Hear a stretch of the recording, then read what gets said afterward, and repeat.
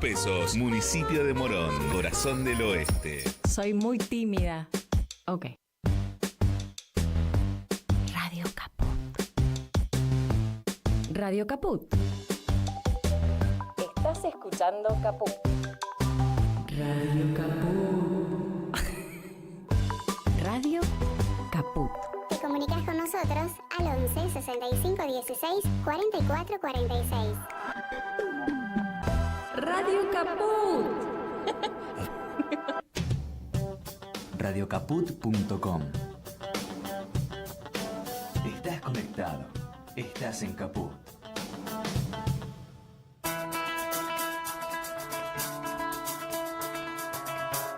Horas extras. Un panorama del mundo del trabajo. Horas extras. Con Enrique Garrido y Vilma Noche. Qué lindo verlo venir, adueñándose de las avenidas, ocupando los balcones, los crisantemos, el mediodía. Vienen de sus pueblos, de sus olvidos, de sus manteles, desde sus baldíos. Vienen de todo el país. Sumate a Horas Extras. Un beneficio sin impuesto a las ganancias. Hasta su propia mirada. Bienvenidas, bienvenidos una vez más a Horas Extras aquí en Radio Caput. Vamos a hacerles compañía hasta las 16, si quieren acompañarnos. Martín Loza en la operación técnica y más. Martín Loza, además de operador técnico, músico. Sí, Eso sí, no nos olvidemos. Y con nuevo look, no sé si lo vio, el nuevo look tiene. Sí, ya por eso debe ser. Se va a presentar. Música, ¿qué más se puede pedir? No, nada. Y aquí en el estudio, Vilma Noche y Enrique Garrido. Una tarde hermosa en la ciudad de Buenos Aires, por suerte, con un montón de cosas que no son muy agradables, como la situación que están atravesando jubiladas y jubilados con el tema de los medicamentos. Bueno, a eso le vamos a dedicar unos minutos también. Vamos a hablar acerca de la jornada de lucha prevista para mañana en todo el país, pero bueno, aquí en la capital federal se va a concentrar en el acto en Plaza de Mayo, y vamos a tener una entrevista directamente vinculada con eso. Antes de empezar, Vilma, lo teníamos planeado ya, pero queremos rendirle un homenaje al doctor Miguel Ángel Fernández Pastor, recientemente fallecido, un verdadero impulsor de la solidaridad entre generaciones y un completo experto en el tema de los asuntos previsionales. Sabía de la Argentina y sabía de todo el mundo y estaba muy atento a cualquier tipo de tropelía que se cometiese en el ámbito del Estado, en el ámbito, por ejemplo, del PAMI, los fondos destinados a jubilados. Y siempre dispuesto, en horas extras, la verdad que nos ha atendido muchas veces para aclararnos muchas cosas, muy didáctico además. Sí. Una verdadera pena, ¿no? No sabíamos nada, quiero decir, no sabíamos ninguna dificultad particular, pero bueno, se conoció anteayer, ¿verdad? Sí, estaba enfermo. Y bueno, de paso yo quería, hay una nota de Raúl de la Torre en página 12, muy reciente, y quería recordarlo con unas palabras que dijo Fernández Pastor acerca de el retiro de los medicamentos, este crimen que se está cometiendo contra las jubiladas y los jubilados. Y él dijo hace pocos días al programa Canto Maestro de la CETERA, sí, hay una consecuencia de todo este desbarajuste que están haciendo que es más grave todavía. Y es que la gente mayor no tiene plata para viajar y empieza a dejar de visitar a su familia, a sus nietos. Entonces se va encerrando en su casa. Apaga la luz lo antes posible para no gastar y pasa el tiempo así, sola, a oscuras. Y yo siempre digo, la soledad en un viejo mata, y mata mal, porque mata con tristeza, con dolor, sufrimiento. Si a esto le agregás el desastre que están haciendo con los medicamentos y más, entonces la gravedad es muchísimo mayor. Miguel Fernández Pastor. Lo velan, ya te digo, lo velan esta tarde a partir de las 17 en O'Higgins 2842 de la Capital Federal. Muy bien. Les dijimos que íbamos a hablar de la movilización de mañana.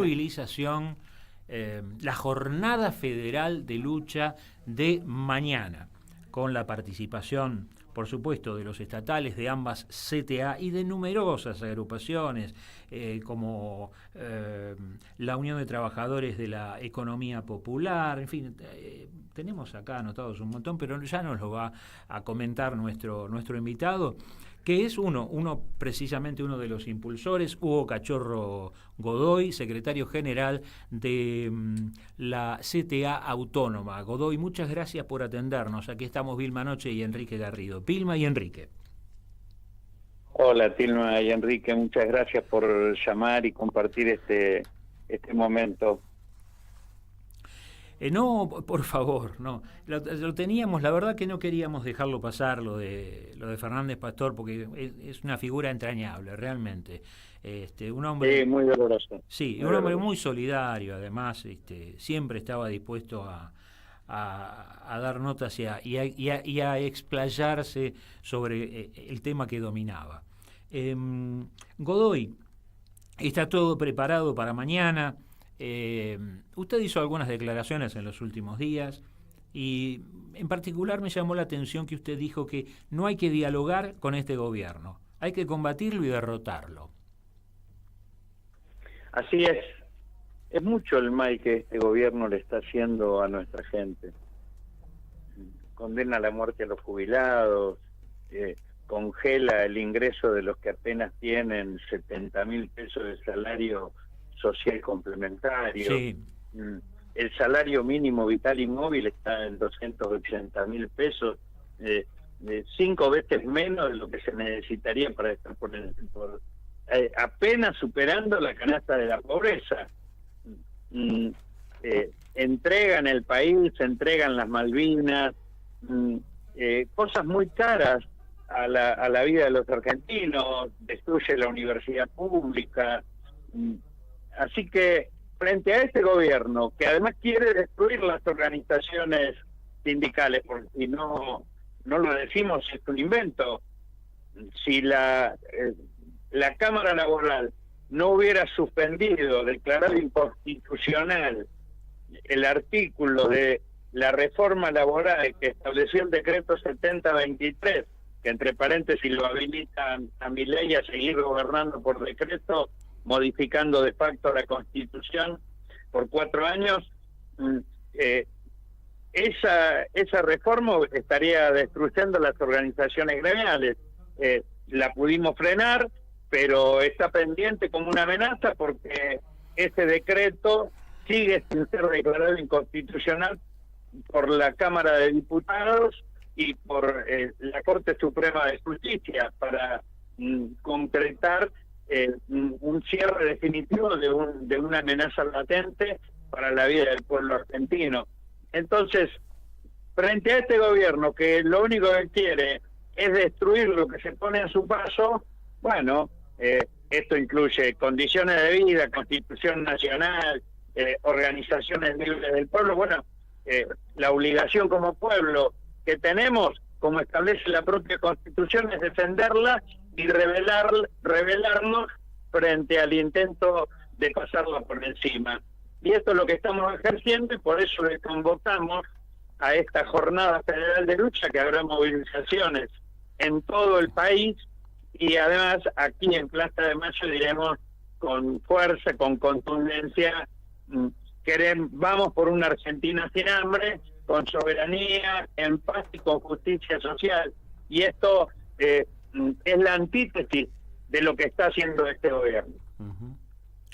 Ahora bien, pese a todo esto que nosotros compartimos, ¿no? Pensamos lo mismo. Insisten o persisten las encuestas que hablan de un sector bastante grande de la sociedad que sigue pensando que hay que tener paciencia. Pero ¿cómo llegamos a esto? Porque, ¿sabe que estaba pensando, comparando, ¿no? Hemos tenido gobiernos malos, como el gobierno anterior, es verdad, el de Alberto Fernández, hemos tenido otros, no importa, más o menos que estemos más o menos de acuerdo. El gobierno anterior fue malo y afrontó una pandemia de 2 años, una sequía impresionante, pero detengámonos en la pandemia, por ejemplo. La Argentina es uno de los países que mejor lo hizo. Teníamos altísimos niveles de pobreza, pero no llegábamos a los límites éticos que estamos pasando hoy, en los que directamente se deja sin comida a los comedores y se resiste a los fallos judiciales 8 veces, por ejemplo. Ahora, ¿cómo puede ser que la ciudadanía, o que gran parte de la ciudadanía, se haya volcado por este personaje, y digo, estoy así, imaginando, ¿no? Y no lo hizo, por ejemplo, por la izquierda? Porque me imagino que usted lo debe pensar también alguna vez. Bueno, la izquierda trotskista es una izquierda muy sectaria, muy cerrada en la Argentina. Y la izquierda nacional, la izquierda independiente, trabajó para evitar que Milei ganara. Sí. Pero bueno, el candidato de Unión por la Patria fue Massa, que por parte principal del gobierno anterior. El gobierno fue bueno, el gobierno anterior fue bueno solamente en el primer año. Después fue un desastre. Y terminó convalidando la deuda externa y la estafa que había hecho Milei, y eso fue obra de Alberto Fernández y de Massa, que lo aprobaron en el Congreso. Y que nos ataron como seguimos atados con el Fondo Monetario Internacional, y ahora Milei quiere recontratarnos aprobando cosas de la deuda externa por fuera del Congreso. O sea, es entendible la búsqueda de alternativas frente al vacío de alternativas que había, porque los candidatos eran los de Macri y Bullrich, y el candidato era expresión de un gobierno que había fracasado, evidentemente, que era el de Alberto Fernández y Cristina Fernández. Entonces, muchas de los razonamientos que hoy se hacen es, bueno, pero los problemas no son de ahora, son de antes, ya venían de antes. Es cierto, venían de antes, pero Milei lo que se ha ocupado es de exacerbarlo, porque hoy la situación de pobreza supera el 50%. Con Massa eran del 41%, el 40%.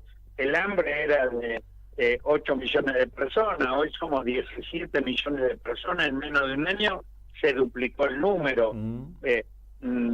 Chicos que no pueden comer se han multiplicado.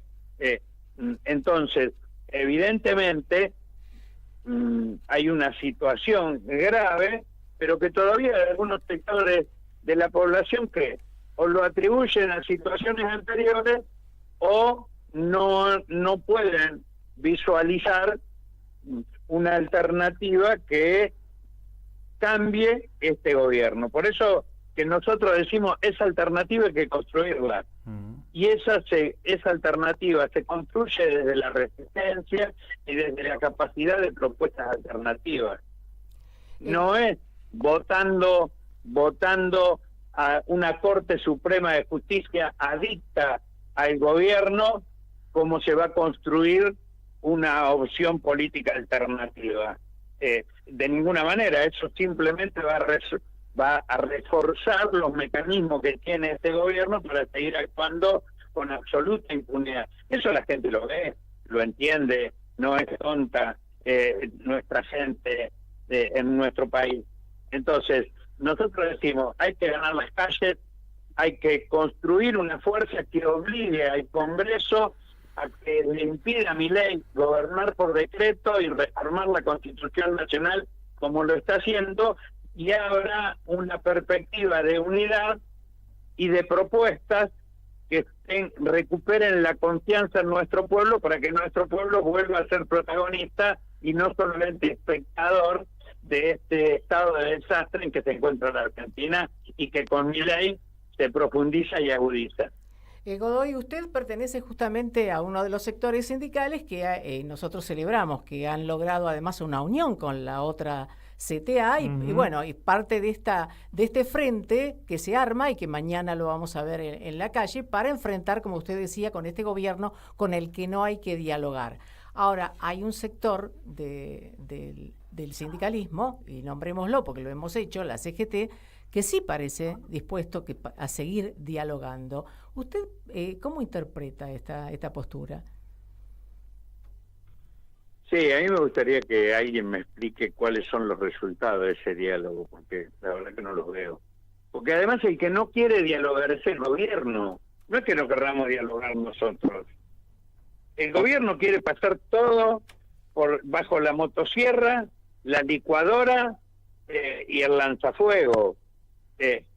Y quiere fracturar la Argentina, inclusive entre provincias, para que haya no una Argentina, sino que haya varias, que estén gobernados por las empresas transnacionales amigas de Elon Musk y otras empresas transnacionales amigas de Milei y de Trump. Entonces, frente a un gobierno que no quiere dialogar, ¿qué dialogan? La verdad que yo no veo nada que tenga que ver con los intereses de la gente. Capaz que hay cosas que yo desconozco que no tienen que ver con los intereses de la gente y bueno, allá ellos. Mientras tanto no me ocupo un minuto en criticar a quienes o duermen la siesta o son cómplices de este gobierno. Me ocupo en organizar la capacidad de protagonismo de nuestro pueblo para recuperar una democracia más plena, que construyamos una democracia participativa. Eso requiere la participación y la lucha del pueblo, y defender el Estado social que Milei quiere destruir y evitar que se construya un Estado dictatorial, autoritario, que solamente ponga el esfuerzo en reprimir al pueblo, como este proyecto de ley que están haciendo, que es la ley antimafia, que en realidad es la aplicación del estado de sitio a disposición del Poder Ejecutivo Nacional según a él le convenga, pasando por encima la Constitución. Usted decía recién que algún sector que duerme la siesta y aunque, bueno, está diciendo no me voy a ocupar de analizarlo, me hace pensar enseguida, ¿no? Habló de estas diferencias en las provincias y también lo vemos en el Congreso, esa situación. Parece que el Congreso también dormiera la siesta, ¿no? Peor. Y sí, es una vergüenza que la Cámara de Diputados no trate el decreto 7023 que le permite a Milei gobernar por decreto, que no trate el decreto 846, que es el decreto que habilita al Poder Ejecutivo a negociar la deuda externa pasando por encima del Congreso de la Nación, que hayan derogado el único decreto de necesidad y urgencia que se derogó, es el decreto que habilitaba un presupuesto extraordinario millonario para la CIDE, pero que el gobierno no hizo nada, se derogó el decreto, pero la guita la sigue teniendo la CIDE y la sigue malgastando, utilizándola para hacer inteligencia sobre los movimientos sociales y sindicales que nos oponemos al gobierno. Evidentemente, esa institucionalidad no es la institucionalidad democrática que creemos o necesitamos los argentinos, y por eso es que nosotros decimos hay que enfrentar y derrotar a este gobierno vía la lucha popular, vía el juicio político, que habrá que cambiar legisladores, vía lo electoral, para lo cual también habrá que cambiar legisladores y cambiar el Poder Ejecutivo. Bueno, hay que construir esa capacidad para que nuestro pueblo vuelva a confiar en la posibilidad de una alternativa que no sea este mamarracho lo que está haciendo. Godoy, estamos hablando con Hugo Cachorro Godoy, el secretario general de la CTA Autónoma, previo a la gran movilización federal de mañana, la jornada de lucha que se va a hacer en todo el país y acá en la ciudad de Buenos Aires, va a culminar en Plaza de Mayo. Por la clase, ¿qué ha pasado con la clase política para que esto ocurra? Para que un ultraderechista, un marginal, vamos a decirlo porque es un marginal ultraderechista con minoría en el Congreso, ni hablar en el Senado, en todo el Congreso, pueda hacer lo que está haciendo y pueda conseguir que, con el caso del decreto que usted mencionaba, prácticamente le cedan la suma del poder público. Bueno, ¿qué pasó? Lo primero es autoconsiderarse clase. Lo segundo es que se habilite desde sectores de la sociedad que la política solamente lo pueden hacer los partidos políticos y las representaciones institucionales. Y la tercera es que frente a eso el pueblo se retire y en vez de combatirlo y modificarlo. Y esto hace que aparezcan los Croiler. Los Croiler que... Ah, claro, Croiler, el que acaban de... El senador que fue detenido en Paraguay. Y que, bueno, tenía... $200.000. Pesos, en el bolsillo. Y bueno, fue elegido por Unión por la Patria. Después formó el bloque federal, no recuerdo el nombre, y después votó con el gobierno. O sea, es de esos peronistas con peluca. ¿Qué pasó con los sectores partidarios que fueron a las elecciones como radicales y se pusieron la peluca? Fueron a las elecciones como peronistas y se pusieron la peluca. Bueno, puede que parte de la respuesta, se relacione con esto, ¿no? En esos $200.000 que impunemente traficaba esta vergüenza del senador, que espero que pronto sea desaforado. Evidentemente, eso es lo que sucede, eso es lo que retrae de la política buena parte de nuestra sociedad. Eso es lo que permite que el concepto de casta que enarbola Milei tenga cierto anclaje de realidad, y entonces, bueno, sucede este resultado electoral. Pero además un resultado electoral donde se sigue engañando a la gente, porque dijeron que el ajuste lo iba a pagar la casta. Y me parece que más que lo van a pagar, le están pagando a la casta, como demuestra Croiler, y bueno, y la casta real a la que castigan es al pueblo argentino. Y a los jubilados, lo peor que se podía hacer, y a los chicos con hambre. La verdad, lo dejamos ahora que se explaye sobre qué es lo que espera para mañana, qué es lo que está organizado, qué es lo que espera que suceda mañana en toda la Argentina. Lo primero es eso, que se canalice la movilización popular en todo el territorio nacional. Lo segundo, que sea una expresión de unidad, y por eso es que hemos hecho un esfuerzo muy grande desde las dos CTA, no solamente de unirnos nosotros y unirnos en base a un plan de lucha frente a este gobierno, sino también en la perspectiva de construir una propuesta programática que tenga la soberanía, el trabajo, la producción y la justicia social en el núcleo central de un programa alternativo de gobierno a esta crisis.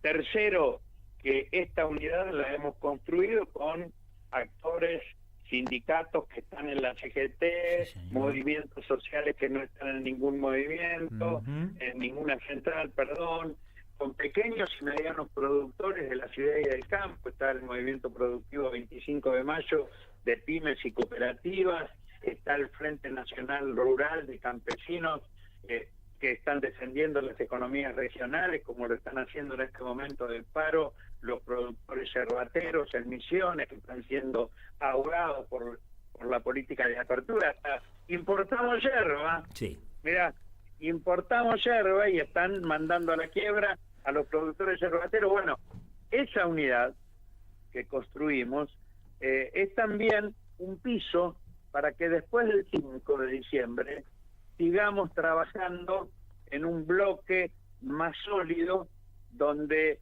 podamos generar condiciones para que estas carencias del sistema democrático que hoy vemos puedan ser removidas por el protagonismo de nuestro pueblo y la participación unitaria en los cambios necesarios a realizar. Esta es la tarea y confiamos en que mañana la participación en todo el país y particularmente aquí en Plaza de Mayo será masiva.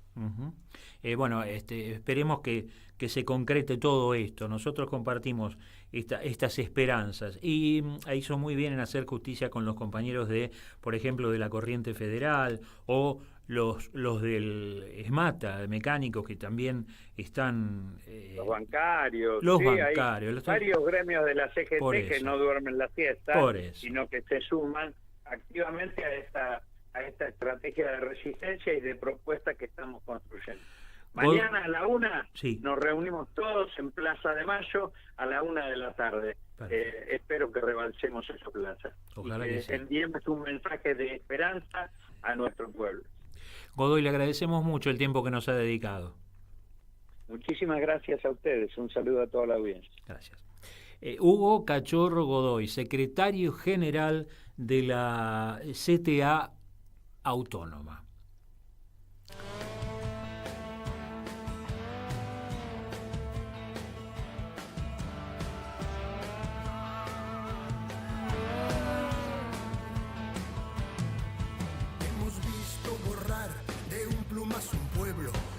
Niños, madres, jóvenes, padres y abuelos. Hemos visto caer parte de la historia de este único mundo que es lo poco que tenemos. Hemos visto llover un centenar de balas sobre inmigrantes que un lugar reclamaban. Y te hemos visto a vos sentado en un balcón, en un sillón como Nerón, mirando cómo todo se quema.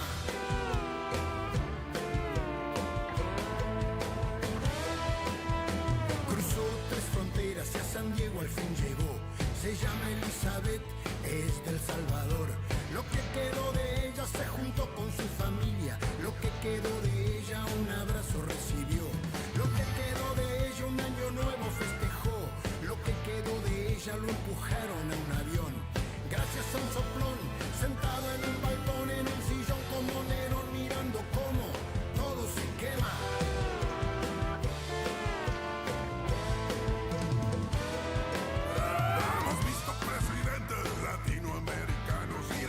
Festejar el 5º centenario, Día de la Raza, un nuevo aniversario, el primer genocidio que hubo en estos lados, imposible juntar agua con aceite, el mundo es una grieta, no resiste ningún puente, y ahí está el huevón, sentado en un balcón, en un sillón como Nerón, mirando cómo todo se quema.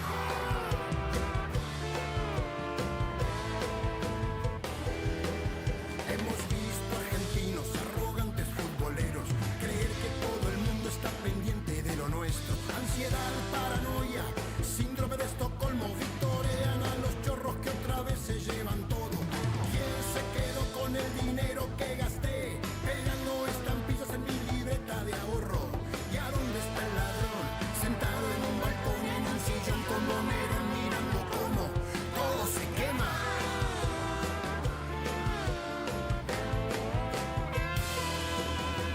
El campo necesita para que le quede 200.000 millones de agroquímicos venenosos.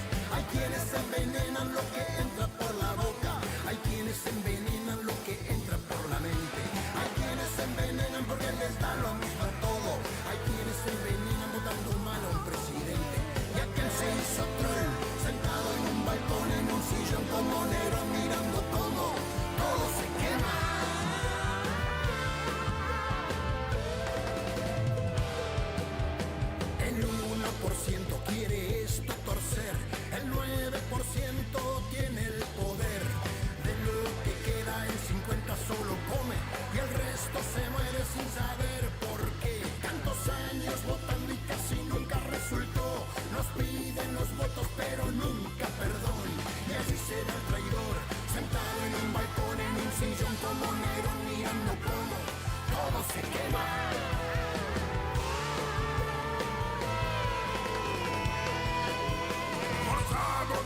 esquina el búmetro al rojo y vino esta guadaña y lo bajó un poco. Dejó al descubierto la gente de mierda que siempre odió a pobres, enfermos y viejos. Hoy 20 de noviembre de este duro 2020, viví 300 años pero cumplo 69. Que estoy en mi balcón, sentado en un sillón con la Biblia y un calefón mirando cómo todo se quema.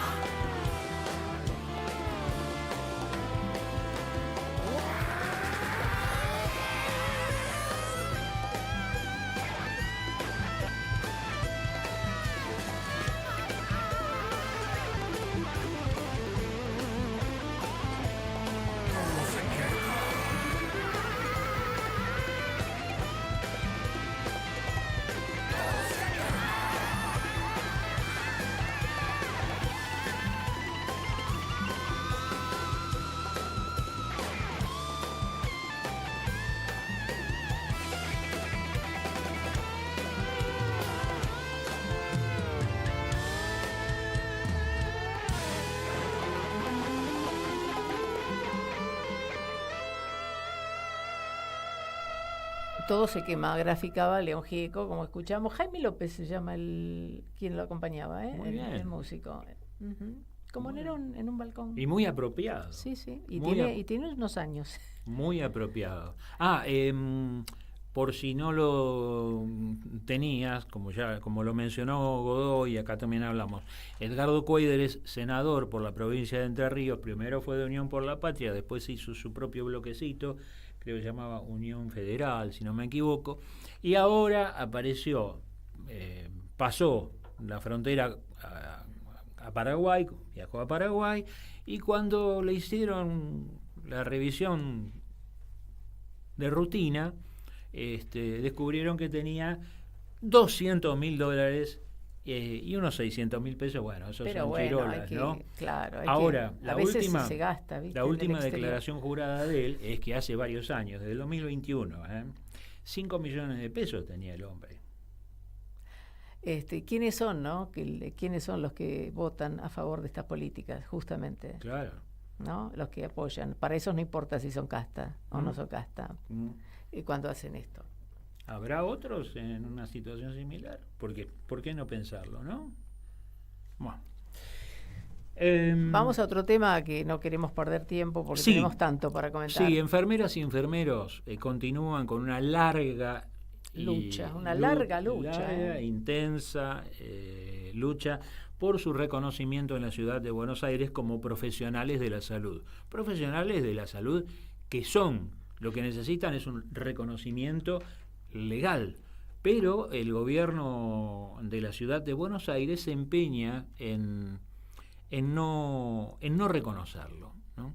Y recordemos que además Larreta en 2018 los dejó afuera en la ley de salud del reconocimiento profesional. Sí, hay un empecinamiento en eso. Y en los últimos días, lo habrás visto, pero bueno, fueron reprimidos salvajemente por la policía, ¿no? Porque así responde tanto la ciudad de Buenos Aires como el gobierno nacional a los reclamos, con policía, gendarmes, prefectura, etcétera. Hoy estaban los jubilados y jubiladas dirigiéndose al PAMI, luego al Congreso, y por cada uno de ellos había más o menos 100 policías. Fácil. Así que imagínate lo que era el desfile de uniformes. Ahora estamos en comunicación con Héctor Ortiz. Héctor Ortiz es enfermero y forma parte de la agrupación Hospitales en el Hospitales para la Ciudad, ¿no? Sí, de ATE, en el Hospital Durán. Ortiz, muchas gracias por atendernos. Aquí estamos Vilma Noche y Enrique Garrido. Vilma y Enrique. Buenas tardes. A ver si estamos escuchando un poco. Lo escuchamos un poquito bajo, Ortiz. A ver si lo podemos mejorar. Ahora mejor. Ahí estamos. Vale. Ustedes, decíamos, fueron reprimidos justamente cuando iban a la legislatura y porque hay un proyecto presentado precisamente para lograr el reconocimiento, ¿no? El reconocimiento a la formación, al trabajo, a la capacitación que tienen los enfermeros y enfermeras. Tal cual lo decís, nosotros hace años que venimos planteando el tema de que se nos incorpore o se nos incluya en la carrera profesional.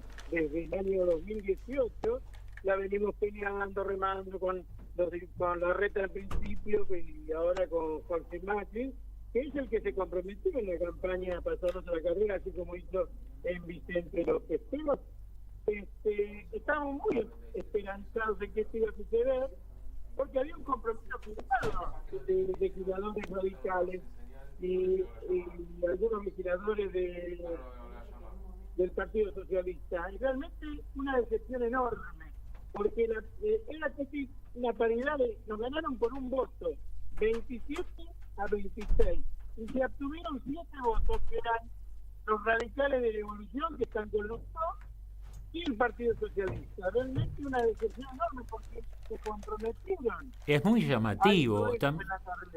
Y votaron a favor del proyecto inventado por Jorge Macri y su ministro Quirós, ¿no?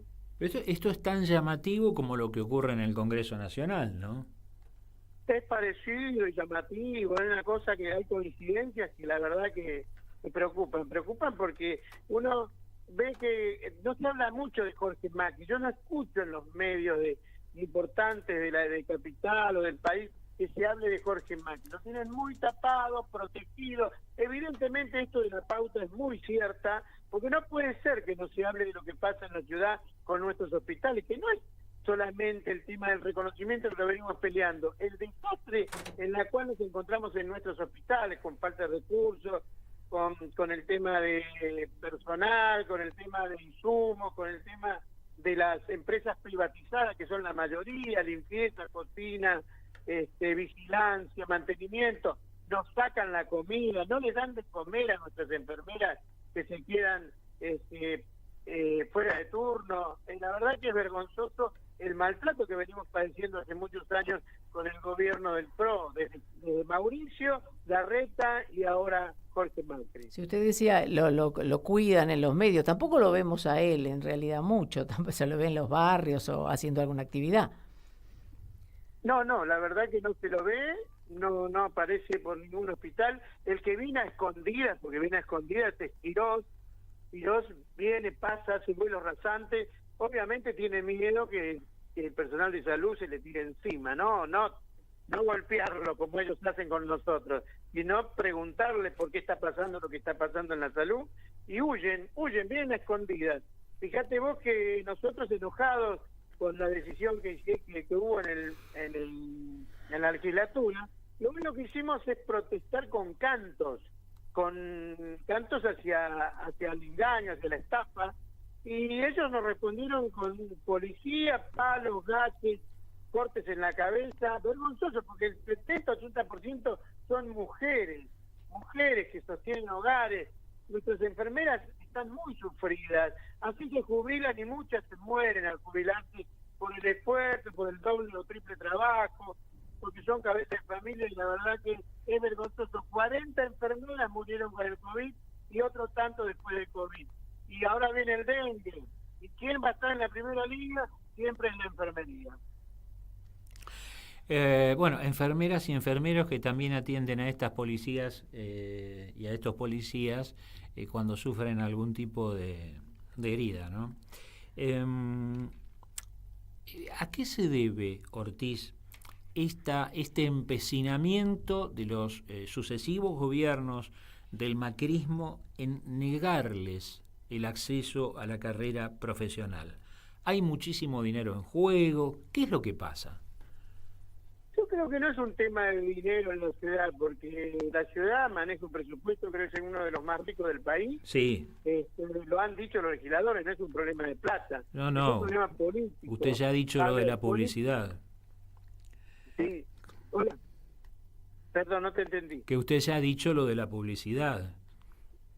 Eso también responde al extraordinario presupuesto que tiene la ciudad de Buenos Aires. Por supuesto, y además te cuento que Fernán Quirós viene de la medicina del negocio.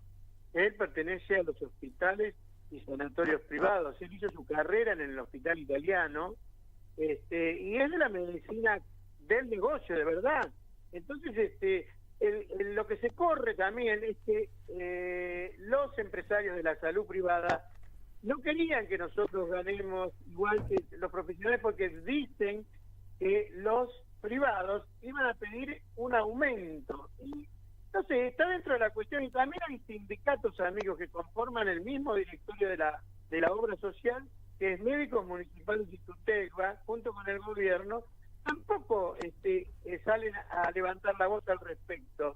Y yo creo que en eso hay como un acuerdo, además del macrismo, de no dejarnos pasar por una cuestión, porque ellos también tienen sus intereses metidos con el gobierno en la ciudad.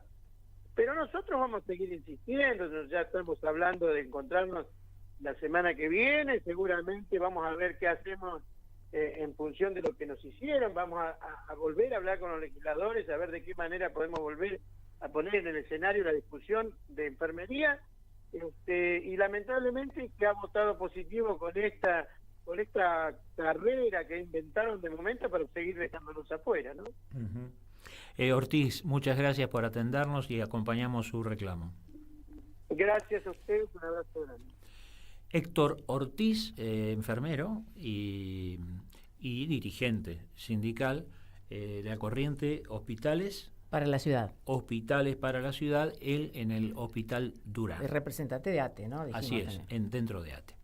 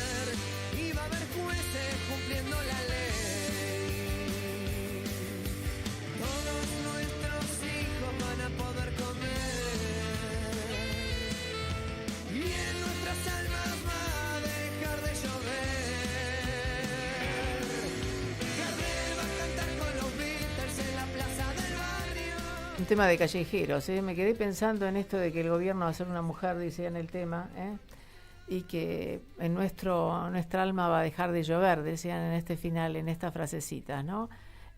Bueno, está bueno cada tanto reeditar algunos de estos de estos temas también. Nuevamente se han movilizado jubiladas y jubilados en reclamo de sus derechos. Lo hacen cada miércoles. Bueno, ya sabés, los episodios de violencia, y cuando no la hay, bueno, escoltados por cientos y cientos de policías y todo lo que haya uniformado. Esta vez, bueno, la movilización ha sido todavía más importante porque, lógicamente, frente al retiro de los medicamentos, se suma esto y fueron al PAMI y también fueron al Congreso. A raíz de esto estamos en comunicación con Eduardo Martínez, que es miembro del plenario de Trabajadoras y Trabajadores Jubiladas. Martínez, muchas gracias por atendernos. Aquí estamos Vilma Noche y Enrique Garrido. Vilma y Enrique. ¿Qué tal, Vilma y Enrique? ¿Todo bien? Bueno, sí, podemos decir que todo bien, aún en medio... Sí, son esos giros del lenguaje, ¿no? Porque sí. Ahora tendríamos que decir qué tal, todo mal, y bueno, lo acertamos. No, pero cuando vemos la voluntad de lucha de tanta gente, de tantas mujeres, de tantos hombres, en este caso jubiladas y jubilados, los que se van a movilizar mañana, los que siempre luchan, bueno, se puede decir también que sí, las lógico, cosas... lógico. Acá, digamos, como dijeron alguna vez, la única lucha que se pierde es la que se abandona. Uh-huh. Y lo que pasa es que estamos recibiendo durante todo este año toneladas de porquerías encima. Sí. Ya, digamos, desde el 2015 a esta parte, o sea, en los últimos 9 años, el valor adquisitivo de las jubilaciones cayó un 50%. O sea que no es que veníamos de nada maravilloso. Uh-huh. Y este gobierno se dio el lujo de robarnos un 8% cuando no reconocieron el empalme de enero para febrero, con su devaluación del 112%. Después se dio el lujo de vetar la ley de movilidad, que no era una gran cosa, pero bueno, planteaba algunos beneficios. Y después encima se dio el lujo de invitar y comerse un asadito, mofándose en la cara de todos los jubilados. Pero eso no es todo, es decir, como acá la crueldad no tiene límites, ahora se la agarraron con el tema de los medicamentos del PAMI.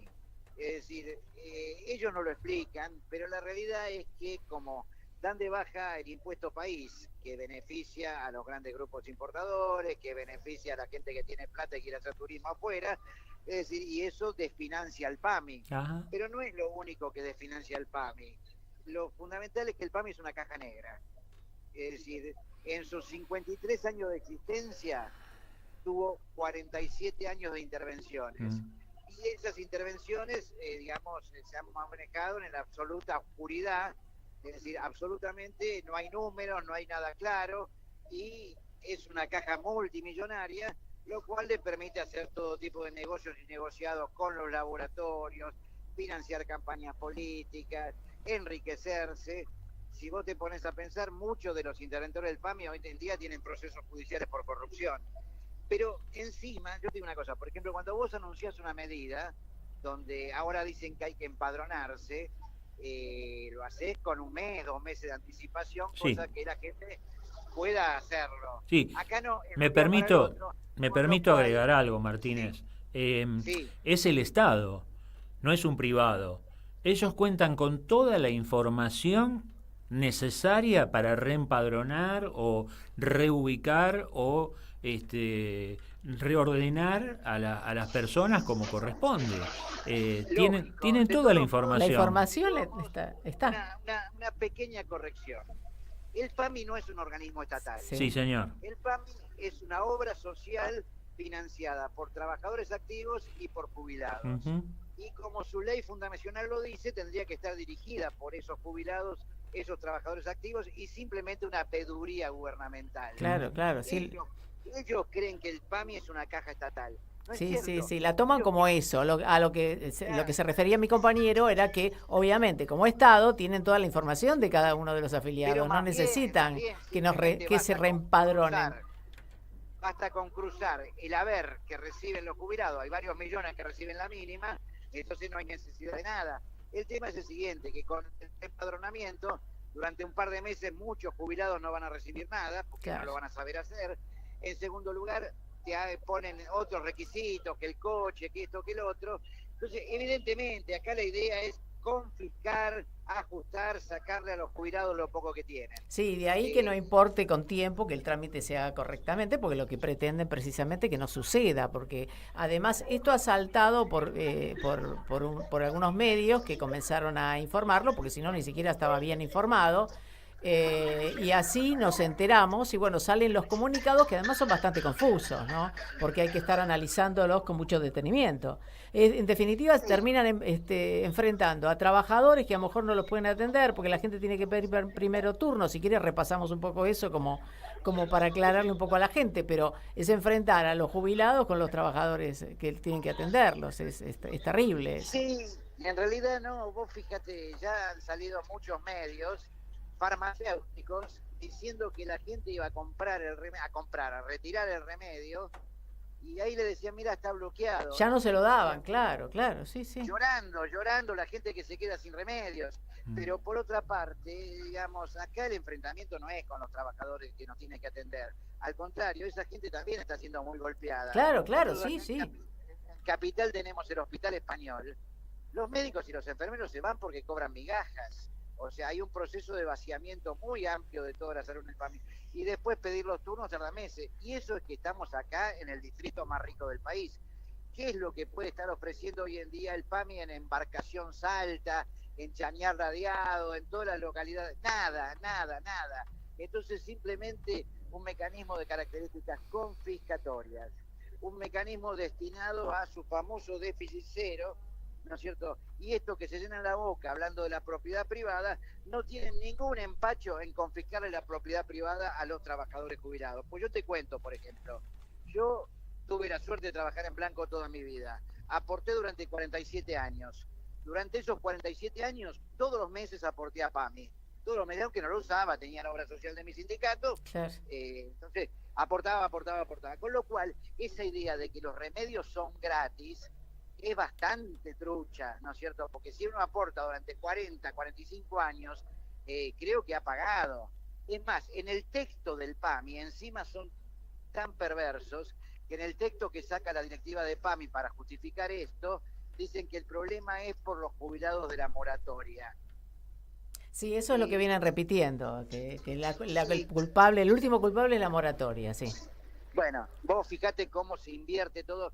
Yo te digo una cosa, por ejemplo, en este país hay 1.200.000 empleadas domésticas, de las cuales con toda la furia un 7-8% está regularizada.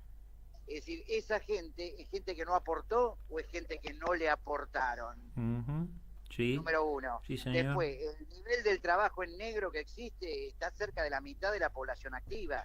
Esa es gente que no aportó o gente que los patrones dijeron es más fácil tomarlo en negro, no le pago obra social, no le pago aportes jubilatorios, no tengo ningún convenio laboral que me imponga nada, etcétera. Entonces, como Milei es un defensor abyecto de toda la clase capitalista, ¿no es cierto?, absuelve a la clase capitalista de sus desfalcos y dice que somos los trabajadores, por moratoria o no por moratoria, los responsables de los males de este país. Bueno, así estamos, ¿no es cierto? Es decir, es totalmente al revés de lo que se plantea, y ellos logran crear una opinión pública que no se toma 2 minutos para pensar, y bueno, pero esa batalla la tenemos que dar.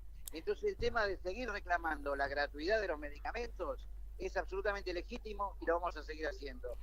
Hoy no ha sido solamente acá en Capital, Sí. En todo el país un montón de movilizaciones, un montón de PAMI de todo el país, donde muestra que este reclamo de los jubilados no solo que es genuino, sino que aparte está extendiéndose por toda la República Argentina.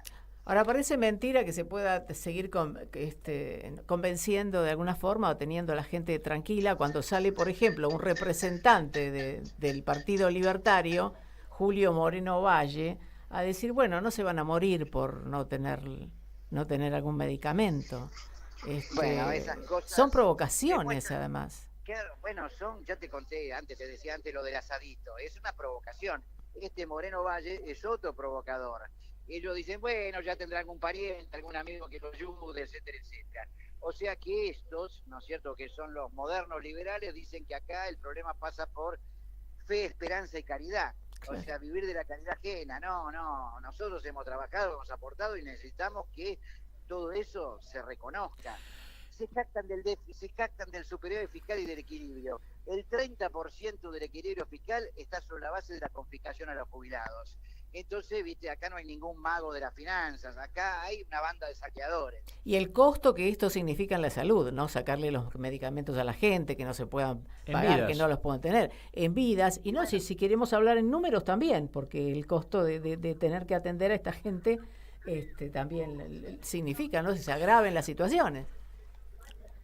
Martínez. Sí, lógicamente. Imagínate si alguien durante 2 meses, hasta que logra terminar ese bendito trámite, en caso de que califique, se queda sin remedios. ¿Qué pasa con él?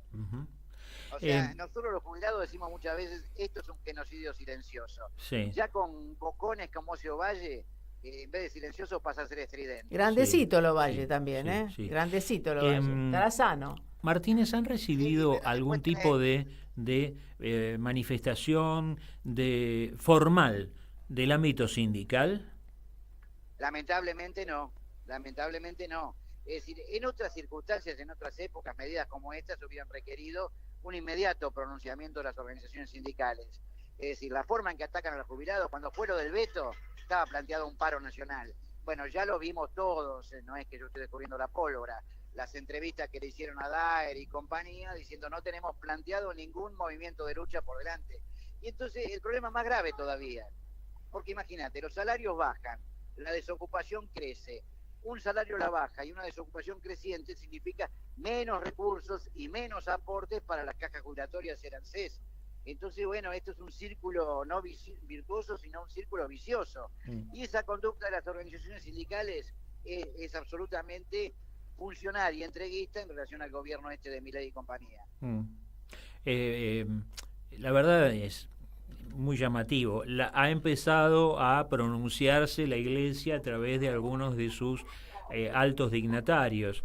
El arzobispo de Córdoba, Rossi, habló de eutanasia encubierta. Yo hablaría de homicidio, usted habló de genocidio, pero es llamativo, sinceramente, que las organizaciones sindicales, en particular la CGT, se callen la boca frente a esto.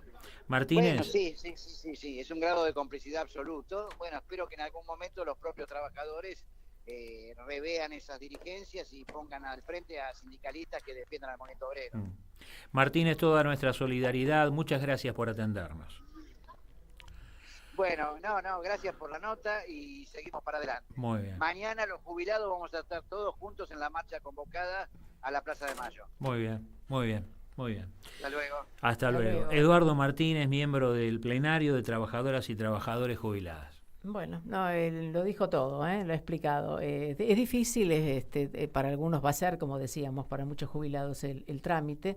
Y bueno, son muy pocos aquellos que en realidad no lo tienen que hacer, ¿no? 389.000. Mira, empezamos a hablar con Fernández Pastor, ¿te acordás? Sí. Y lo que decía... Lo que decías es justamente lo que está sucediendo, exactamente. Es un horror.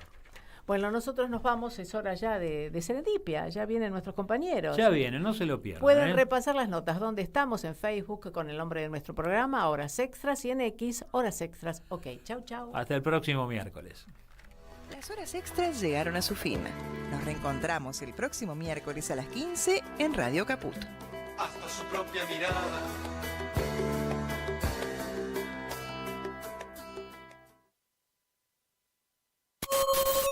¿Cómo puedo hacer para escuchar Radio Caput en el celular? Primero lo importante. Prenda el teléfono. Así me puedo acercar a saludarlos y... Abra el Play Store de Google, tipee en el cuadro de búsqueda Radio Caput. Caput